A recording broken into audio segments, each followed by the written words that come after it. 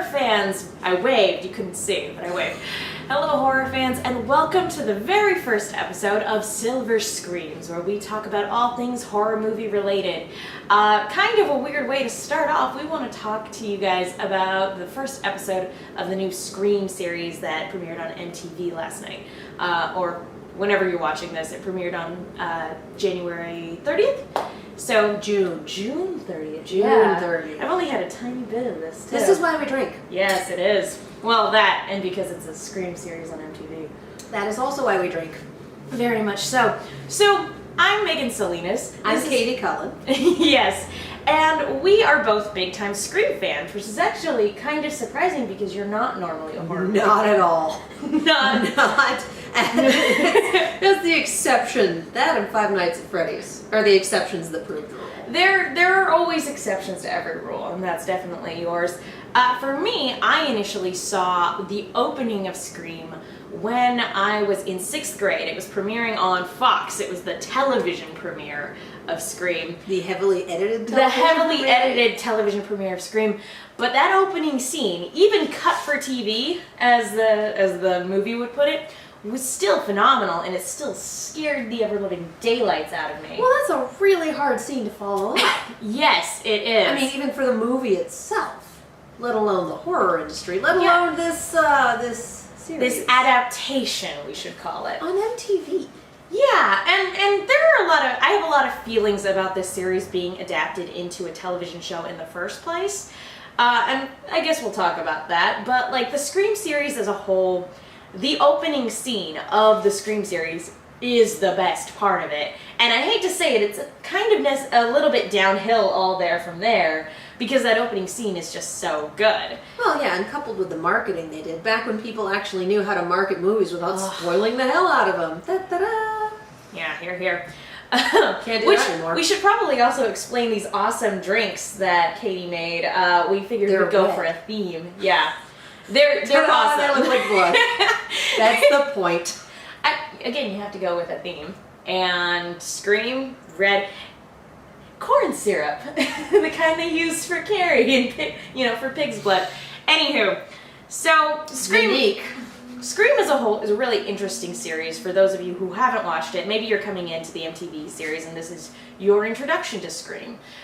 So the first thing I noticed about this particular series is that there are very similar beats, at least in this first episode, that feel like they're lifted straight out of the screenplay from the first Scream movie. But yeah, they have to keep all of us who doubt it in for at least the first episode. Exactly. And so there are certain beats, such as the initial murder of the girl and her boyfriend, and the killer on the phone, the teenagers talking about it and dissecting it, and talking about horror movies in a very deconstructive way.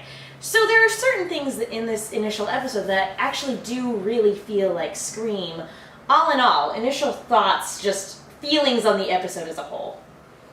Honestly, I was only about half into it, give or take. I did like that the whole franchise, the movies and the TV show, are always very up to date. This very, very first scene that we got, even before the opening murder, was a video of someone taken without their knowledge or consent, put on YouTube, and you see the view counter go up, and you see all the shares across social networks and the awful comments, because YouTube is YouTube. And apparently 500 views is breaking the internet.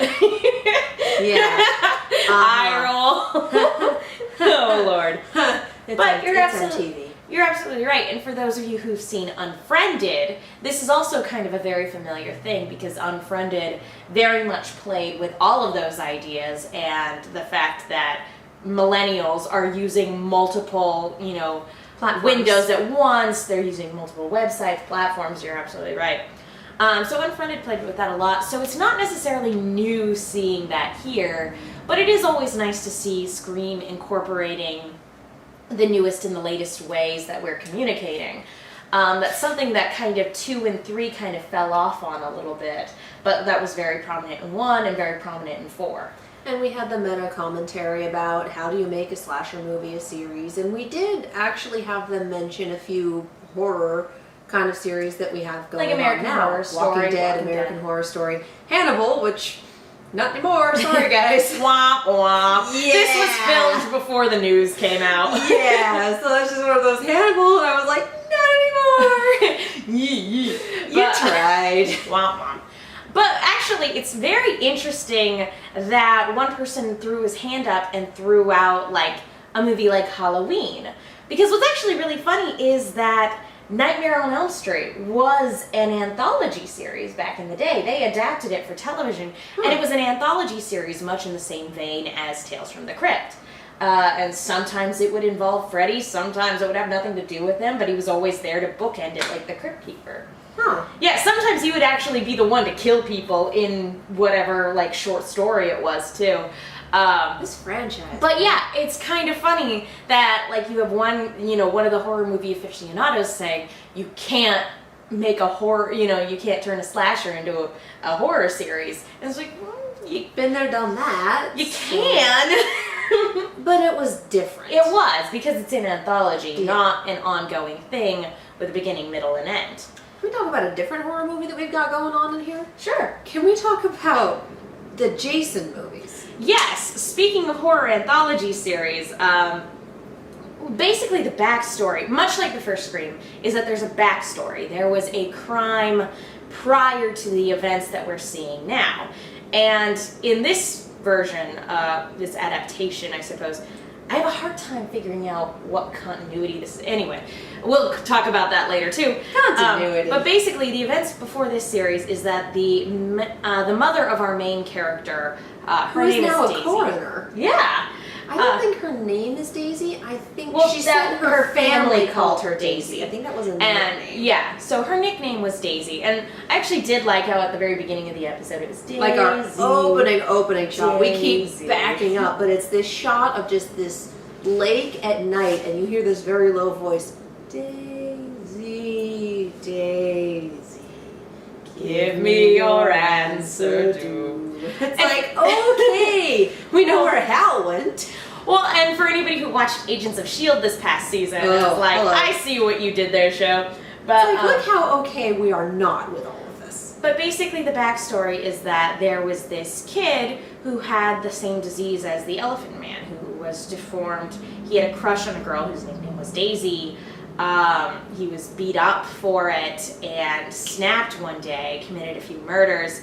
And 5, I think. Yeah, He killed 5 5 murders. students. And so the police essentially entrapped him. They used her as bait because all he wanted to do was be with her, and he ended up getting shot by the police. His body falls into the lake. We have no word on whether or not a body was ever recovered, but the going consensus seems to be that he died. Tellingly, you did just use the phrase, his body falls into the lake. Not him.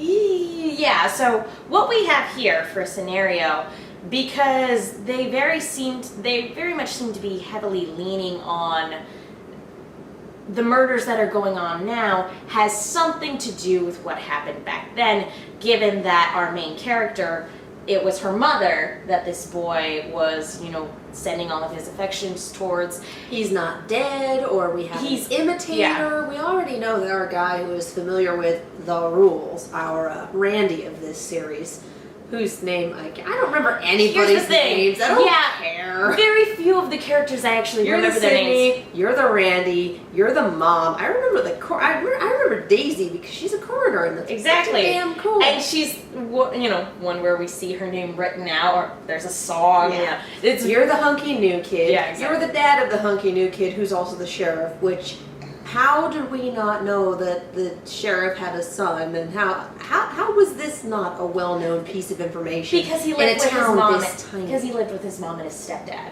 presumably out of town. would So make yeah, sense. there are a cast of characters. Sad to say, most of them aren't very likable, at least at the moment. I do like Let me that. show you all the dams I give. I do like that our Randy is actually split into 2 characters. One who is the kind of jerk, a little bit of a jerk, but kind of a guy who he's a nerdy guy and he just knows everything about horror movies. And one is actually a nerdy girl. She is actually the subject of the video that was uploaded without her permission. Because she was kissing another girl. Everyone's like, is she a lesbian? Is she not? Is she experimenting? Yeah, and so she becomes the talk of the town. She did nothing wrong. Because people are dicks. They really are, and it's high school, even though everybody looks like they're in their late 20s. These are the oldest high school students, especially New Kid. Yeah. Just like, no, dude, you're my age, and I'm gonna hit that. It was so funny because their English teacher, the one who's going through all this looks gossip, younger than them. He really does. He's got like a little bit of stubble, and that's about it. But it's like, honey, you're a child. But teaching people who are, well, how long have all of you been held back? I mean, they're not the brightest bunch, so it's possible they've been held back a couple of years. Well, and the implication is that the girl who got murdered at the beginning was living alone. No, her parents came back. Her parents were just out of town. Okay. That's what happens in these movies. It's rich, affluent kids who their houses are out in the middle of nowhere. And it's white kid suburbia. Pretty much. Do we have any people of color? Yes, there's an Asian girl. And I think that's it. So one. Right. I remember a that's racist joke. I don't remember anything. So now these characters made such a mark on me. There was also one guy who, he didn't look white, but I couldn't tell you what ethnicity he is. That being said, it's not a very diverse cast. The Scream movies have never really been great in terms of diversity. They try sometimes, but do they? Again, this is I guess the idea is that this is suburban, and again, these are rich white people with rich white people problems a lot of times. So it is what it is. That being said, there were definitely a few police jokes when we were watching. Ooh. Topical. Yeah. Again, kind of going, ooh, yeah, that got dark. Anyway, so I actually do want to talk a little bit about The Mask. Yes. Because they could not, Ghostface himself, we don't know after this first episode whether or not he is a supernatural figure, somebody who is copying, kind of taking those murders as inspiration, just kind of who was tied to those events, who's now come back for revenge, a la Scream 3, I suppose. Because we did have a heart in a box scene where he literally leaves a heart from some dead animal, deer probably, given the size of it, in a box for Daisy. Yeah. And the daughter discovers it. Do we have someone here named Daisy? Oh no, it must have been sent to the wrong house. I'll take that. Have fun at your party, despite the fact that people are dead. Bye! It's this girl's, prayer service. But it looked more like an Irish wake to me. Yeah, Party with alcohol. It didn't. Yeah, it didn't really look much like a wake or a memorial at all. But again, in the first Scream, they go and have a party. Granted, it was held by one of the people responsible for the murders. Yeah. But they go and have a party right after these grisly murders happen. Spoilers if for some reason you haven't seen the first Scream. I didn't say who. Why are you watching this if you haven't seen Scream? But what appeal does this have to people who aren't Scream fans? Legitimate question. MTV? I don't know. They did have that one ad where everyone else in all of their other series was creatively exactly. And again, because this is why I have continuity questions, because it takes place in a town called Lakewood, so it doesn't take place in Woodsboro, and it is, however, a wood town. All of them are even Nightmare on Elm Street. It takes place at Springwood. Your Town, USA. Has wood in the title somewhere. In Your Town, USA, which again by a lake, hence Lakewood, and there's no mention of a killer named Ghostface. There's no mention of the app that makes you sound like him, and there are no references whatsoever to the first film, even though it's clearly a lot, like I said, beat for beat. It's very inspired by that first film. Or even to the Stab franchise. Yeah, and that's another thing, is that the Stab films are not mentioned at all, at least in this initial episode. So I'm wondering, again, if those are licensing issues, or if they just kind of well, we're not negating those films, this is just something that takes place in and of itself. Or if it's something completely removed, where it's this is a completely alternate universe where those events didn't happen.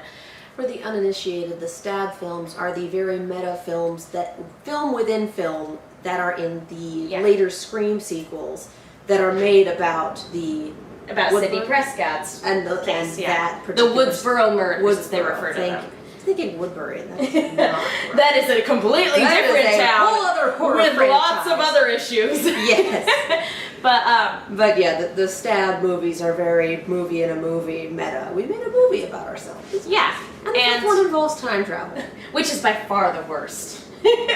so there's no reference to any of those things, and so we don't know if this ghost face is inspired by that ghost face, if he's a completely new thing, if he's working alone, or if he's a supernatural entity. I have so many questions. Well, and here's what I'm thinking. The first time that we saw what might have been the mask in one of the previews, it was this kind of lumpy burlap sack-y sort of thing. And we were Yeah, it all looks super more like a disappointed. leather face But thing. we know that the guy who supposedly died, our previous serial killer, had the same disease that the Elephant Man had. So Who's yeah, to say that wasn't supposed to be some approximation of his face? that could Just be to it. throw everyone off the trail. I don't know. Yeah, it I have could no have been idea. a very That out would of be stunningly insensitive, but nonetheless. It could have been a very out of focus look at his face. Actually, you're 100% correct. And so, which kind of tells you what's going to happen later, and that it's Not either not dead necessarily. or flashback. yeah, it's hard to say because we don't know what direction they're going in yet. Like I said, we don't know whether or not Ghostface is alone in this. And something that did kind of disappoint me a little bit is, again, no Roger Jackson. Yeah. Which, again, in a world, that's kind of what makes me think it's an AU, is because in a world where they have a Ghostface app, there's kind of no excuse not to use it, and there's really no excuse not to hire him, apart from either he's busy or doesn't have the time or they don't want to spend the money. I will give whoever the actor is, and I apologize I didn't look up who the actor was, I will give him credit that even though there's no replacing Roger Jackson, he actually does do a good job of getting those inflections in place. Yeah, he does a fairly good approximation. It Yeah. works. Like This whole I said, series it's all is about the inflections. Well, this whole series is a fairly good approximation. Yeah, and I know we were talking about it earlier, but the idea that what we're dealing with, very much is tied to what happened in the past, whether in a supernatural or, I don't know, there's some person doing a copycat or someone who was there or the guy from before was alive. Some connection to the past. It reminded me a lot, and I know I was telling you this, that it reminded me a lot actually of an Are You Afraid of the Dark episode called The Tale of the Secret Admirer. Like, to the point where I was like, how Did close they pull is a this? Shyamalan? I was gonna say, how close is this to plagiarism? I really don't know, but We just don't know. we just don't know. And you made a very good point in that it sounds a lot, being that it's a lake, that we could be dealing with a supernatural killer. It feels a little bit more like Friday the 13th than it does Scream. And I would not be surprised because MTV has had such a hit with Teen Wolf, Yeah. which is firmly in the realm of supernatural and a ton of white guys. And then you kind of take a sideways look at the CW and Supernatural, which has been running for either 10 or 11. I think it's been running for 10 seasons and just got renewed for the 11th, or it's been running for 11 and just got renewed for the 12th. Either way, it's in its double digits and it should have been put down a long ass time ago. But it's a whole bunch of white guys, it's very supernatural, and it's super popular.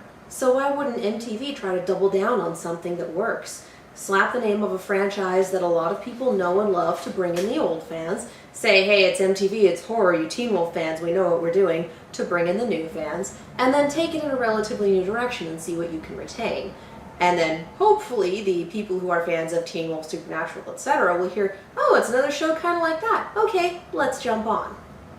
So that's my theory, but I don't trust MTV to know when it has a good thing. I also worry about longevity because I would think that in terms of at least a show like this, a slasher show, as as one half of our Randy character pointed out, that they burn bright and fast. With they have 10 episodes this season, so it is entirely possible to have a multiple season arc, but at the same time, it's like the Scream franchise. I don't want to say it follows a formula, a very specific formula. It kind of does. But it does. There are certain beats you have to hit. And you have to have the rules, you have to have the party. It's aware of itself at this point. Exactly. It was very self-aware, especially in the fourth one. Oh. But so with this, I can definitely see it being a 10-episode thing. I have a hard time seeing a season 2 and season 3, but I've been proven wrong before. Shows like The Killing did get a season 2, kind of on Netflix, sort of. And a series like Pretty Little Liars, where there's a mysterious killer, it's still going on. Well, I think Pretty Little Liars might have solved that mystery and then gone on to make about half a dozen more. Exactly. That's my understanding. I don't watch Pretty Little Liars, but point is, it's still on the air. What I'd love to see Scream do, that Heroes didn't have the guts to do.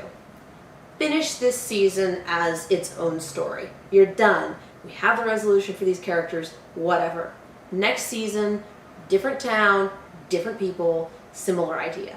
Maybe they've been affected by these murders that happened in their neighboring town, or maybe there's someone who's obsessed with them from across the country, or maybe someone who used to live in this town and managed to survive, moved to this other place to try to get away from the memories, and lo and flipping behold, they started again. To do a little bit of like an American Horror Story, where it's not necessarily tied, but each season is pretty much its own self-contained thing. And in the same continuity. Yeah. Believe it or not, American Horror Story is. That's what I hear. Yeah.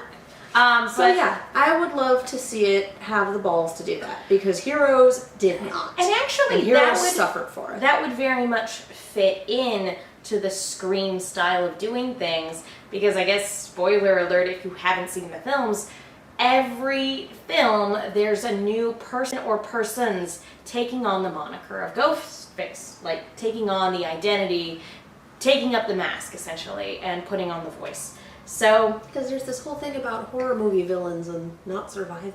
And I would be really, really surprised if this Ghostface was working alone, whether or not he is the guy from however many years ago or somebody tied to it. I would be really surprised if they were working alone.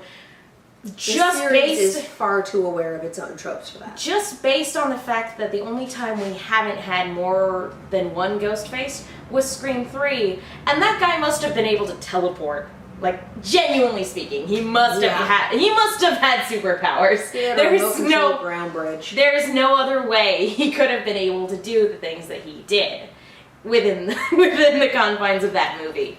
I gotta say, overall vibe, I'm like, okay, I can get into this. I don't know if it's Scream yet, but overall vibe, I could get into this show, or at least give it the benefit of the doubt for a couple more episodes. Things I didn't like, believe it or not, by showing a girl in her bathing suit, this show has shown more skin than any of the movies. Holy cow, you're right. Yeah, for being a rated R film franchise, it is very, very tame when it comes to like the TNA that horror movies are known for. And I love this series for that. MTV. I know, exactly. By showing a girl in her bathing suit, they've immediately shown more skin than any of the Scream movies. And that cracks me up, because they're rated R. Honestly, it may have been the mood I was in when we were watching it, but I just kind of went, okay. Well, that was a thing that happened, yeah. That was a thing that happened. I'm not 1,000% into it. Hitting some of the similar beats, talking about the rules, talking about stuff like that. That was interesting. Building up to a kill and then watching the kill play out at the risk of sounding like a fucking sociopath. That was interesting. A whole lot of the in-betweens. One of the comments from one of the rules people was, oh, you have to for a series, you have to make them care about the characters so they care when they get off. I'm like, well, 1 for 10, giving you a little misshapen gold star. An effort was made. I will say that for sure, because at one point, yeah, there is a point near the end of the episode where he goes saying you as the viewer have to be invested in this storyline and this storyline and this storyline, and I went, no, I'm not. No, maybe I'm invested in Daisy the coroner and whether or not her past is coming back to haunt her. I want to see more of Daisy the coroner, because I could not give less of a shit about these 25-year-old teenagers. I will say that there are 2 storylines I'm interested in. One is Daisy, of course, because she seems to be the most interesting character so far. Seems to be. And is. Is. And I'm giving her the benefit of the doubt because there are several characters who are shrouded in mystery. I know, right? I use air quotes when I say that. But two, the other storyline I'm interested in is our female Randy, because her and our Sydney stand-in used to be friends, and that was kind of in a very like I said, in a very unfriended way. Our Sydney stand-in was partially responsible for the video of her getting uploaded. So seeing them go back and forth and seeing one of them trying to repair the friendship, the other one not wanting to have anything to do with the other one. That I liked. I did like you only want to be friends with me again because you feel guilty. Exactly. Like, hello, that's so that is an interesting dynamic, and I want to see where that goes. Yes. That, of all things, is probably the most interesting thing, apart from Daisy, and the mystery of, okay, what is this Ghostface about? Why is he all about contacting these people via technology if he's someone from the past? You know, that sort of thing. But we don't really care about the student who's having relations with the teacher, and we don't really care about Sheriff's kid who... Sheriff?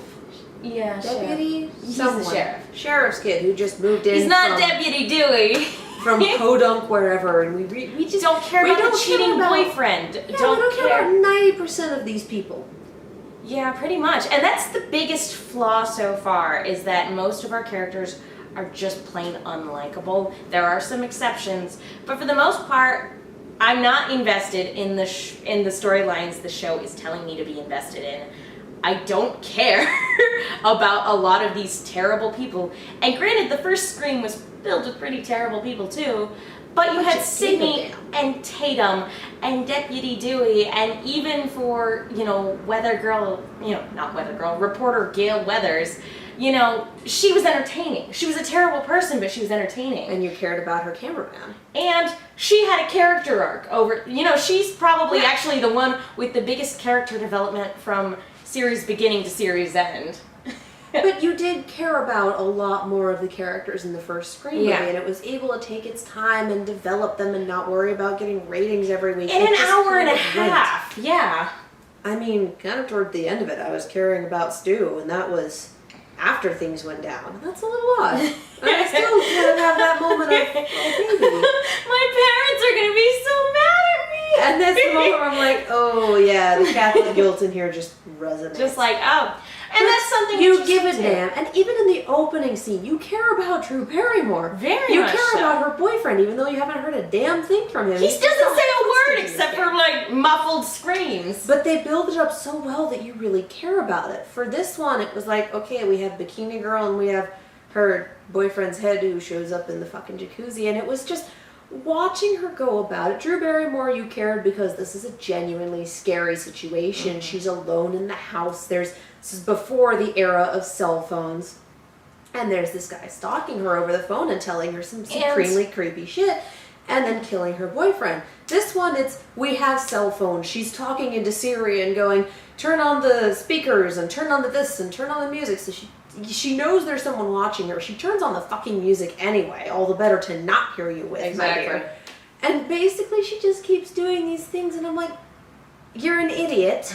I really don't care about you because I know you uploaded this video of this person who was making out with this other person and they probably don't know about it. And you're awful for doing it. You're an idiot. I just want to see how you die.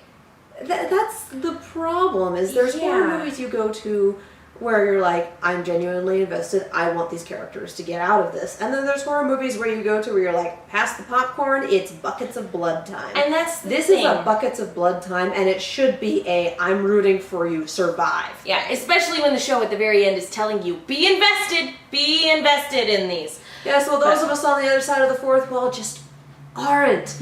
Don't tell us. Show us. Show, don't tell. Make us care. Don't tell us to give a fuck. We'll be ornery and withhold all of our fucks. By having characters you don't care about, that aren't redeemable in any way, shape, or form, that aren't relatable, and killing them off, it's a countdown clock. The problem is that when that happens, Scream becomes what it always parodied.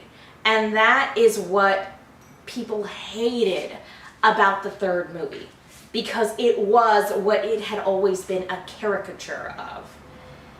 And Scream has to be smart. It does. It This really is not does. smart. And Not yet. Intriguing premise-wise, but not smart. Yeah, the only way you can really build up tension and make me care about those stupid story arcs you told me to care about, the only way you can make me care is by making me relate to the characters. And granted, I'm not a teenager anymore. I haven't been for some time. But I can still relate to Scream 1 when they're all in high school and all kind of losing their shit over things. Yeah, and Sydney had the character development, and her mom was out of the picture. And this one, we have the mom with the backstory, and the daughter just did a dumb thing and is trying to make up with a friend. It does still kind of contain the sins of the father become the sins of the child, metaphorically speaking. Because it's her mother and she looks like you when you were that age. Exactly. That's creepy. Well, and also, this main character's father actually was stabbed at some point. I don't think by our villain. Yeah, that's something that they mentioned in passing. I don't know if he's dead, but he was stabbed at some point. So she's very sensitive to the issue of this, person actually being dead. So. Because when they start bringing up the murders that this guy committed, she admitted, or Sydney immediately dismisses it and is like, he's dead, there's no way it could have anything to do with that. Because it sounds like her father was stabbed in some related incident. I don't know, I don't care. Point being, and in the original Scream, it was very much Sydney's mother's choices coming back to haunt Sydney, and that is in no way fair, especially given the perpetrators of the crimes in the first one. But the perpetrators of the crimes were supremely unhinged in the first one. They were. We'll see kind of how that goes in this one. Yeah. Because you can't just be like, oh, someone's mentally ill, that automatically makes them a killer, because it doesn't.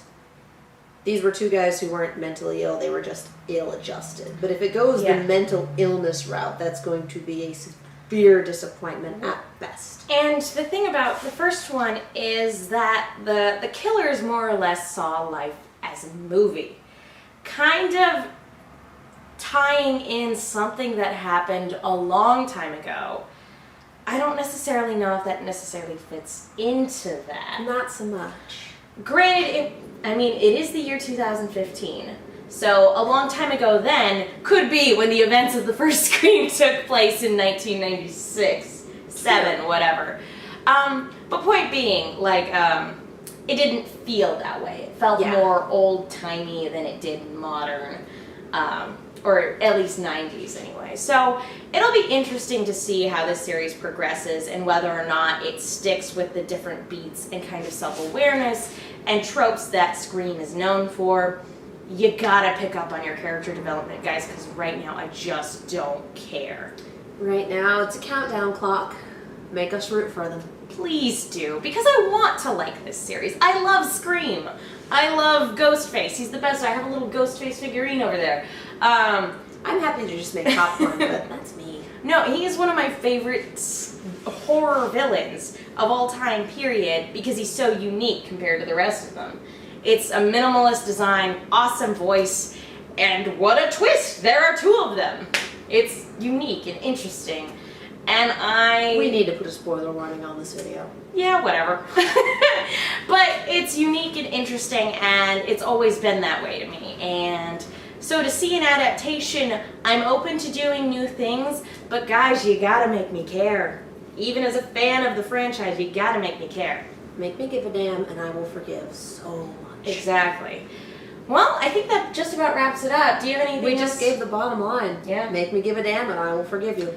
I guess that settles it, yeah. So, I guess we'll be back next week to talk about the second episode. Or if you're up for it. I don't see why not. Cool. So thank you guys for tuning in. We will see you all next week. See you then.